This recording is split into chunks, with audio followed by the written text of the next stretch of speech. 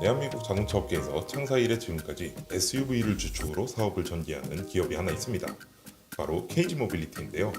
부쌍용 자동차를 전신으로 출범한 KG 모빌리티는 토레스를 성공시키고 기존 쌍용 자동차 시절 만들어진 차종을 대대적으로 개편하는 한편 전기차 모델 토레스 EVX를 새롭게 출시하고 또 오는 2024년에는 프로젝트명 KR10의 출시를 예고하는 등 경영 정상화, 쇄신을 위해 총력을 기울이고 있습니다.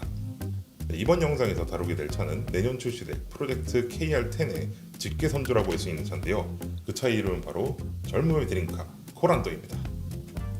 코란도는 1969년 신진자동차가 생산했던 신진 지프를 그 조상으로 합니다. 이 차는 미국 카이저 CJ5의 부품을 공급받아서 현지에서 조립하는 방식으로 생산이 이루어졌습니다. 이 차는 본래 신진자동차의 부평 공장에서 생산이 되었습니다만 1970년 신진자동차가 지프 생산 라인을 부산의 주례 공장으로 옮기게 되면서 이후로도 계속 부산에서 생산이 이루어지게 됩니다. 그리고 1974년 부산 주례 공장이 신진 지프 자동차 공업으로 분사되면서 부산 주례 공장은 오늘날 KG 모빌리티의 토대가 됩니다. 신진 지프 자동차 공업은 1976년 거화로 서명을 변경했는데요.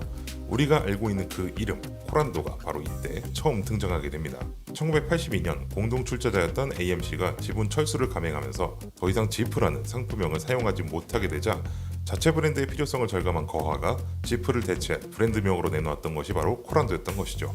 코란도는 잘 알려진 대로 한국인은 할 수 있다를 영역한 코리안 캔 두에서 가져온 것입니다. 코란도 브랜드는 1982년 9월에 열린 서울 국제무역박람회에서 대대적으로 선을 보이게 되면서 대한민국 최초의 SUV로서 본격적으로 그 역사를 써내려가기 시작합니다. 1984년 거화는 경영악화로 인해 동아자동차에 인수되었는데요.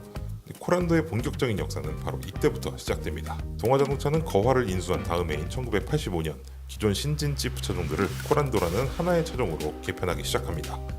동아 코란도는 운영 차량을 그대로 가져온 수준에 불과했던 기존 신진 지프와는 달리 승용차 수준의 외관과 실내, 편의 장치를 적용한 대대적인 개량으로 상품성을 크게 개선했습니다. 이뿐만 아니라 엔진 역시 이스즈의 신형 2.1L 디젤 엔진과 2.0L 가솔린 엔진을 도입하는 등 성능 또한 크게 개선했죠. 그리고 1988년 동아자동차가 쌍용그룹에 인수되어 쌍용자동차로 사명이 바뀌게 되면서 코란도는 비로소 쌍용자동차의 이름으로 만들어지기 시작합니다. 쌍용 코란도는 동아 코란도 대비 데칼과 엠블럼 등의 디테일이 약간씩 달라진 점이 눈에 띄는데요. 여기 1993년 이노베이션 코란도라는 이름의 개량형 모델이 출시되면서 내외장을 크게 변경해 더욱 세련된 모델로 거듭나게 됩니다. 이렇게 신진 지프로부터 단 한 번의 풀모델 체인지 없이 26년간 생산된 쌍용 코란도는 1995년 국내에서 가장 오랫동안 생산된 차로 나오면서 시장에서 퇴장하게 됩니다. 코란도가 퇴장한 이듬해인 1996년 쌍용자동차는 정통 지프형 사륜구동 자동차의 스타일을 현대적인 디자인으로 재해석한 뉴 코란도를 내놓게 됩니다. 뉴 코란도의 스타일은 당대에도 실로 혁신적인 스타일로 통했습니다.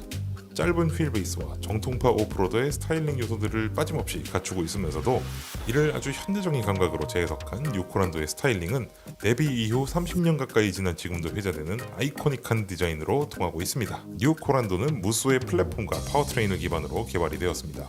이 때문에 뉴 코란도는 무쏘, 이스타나에 이어 세 번째로 메르세데스 벤츠의 엔진을 사용한 모델이기도 합니다. 뉴 코란도는 정통파 지프 스타일 오프로더의 짧은 휠베이스와 높은 지상고, 큰 접근감과 이탈각, 그리고 무쏘를 기반으로 하는 든든한 차체 구조 덕분에 뛰어난 험로주파 성능을 자랑했습니다.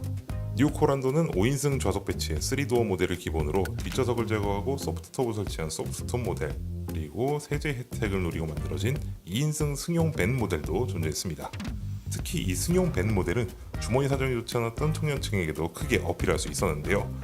차량의 가격이 저렴할 뿐만 아니라 당시 지금과는 비교도 안 되게 낮은 경유 가격, 그리고 화물차 세대 혜택 등등 덕분에 유지보수 비용 면에서도 장점이 있었기 때문입니다. 여기에 사륜구동 시스템과 뛰어난 오프로드 성능, 그리고 넉넉한 짐 공간 덕분에 여행과 레저 활동에도 안성맞춤이었죠. 이 덕분에 뉴 코란도는 90년대에서 00년대의 젊은 층으로부터 큰 인기를 끌게 됩니다.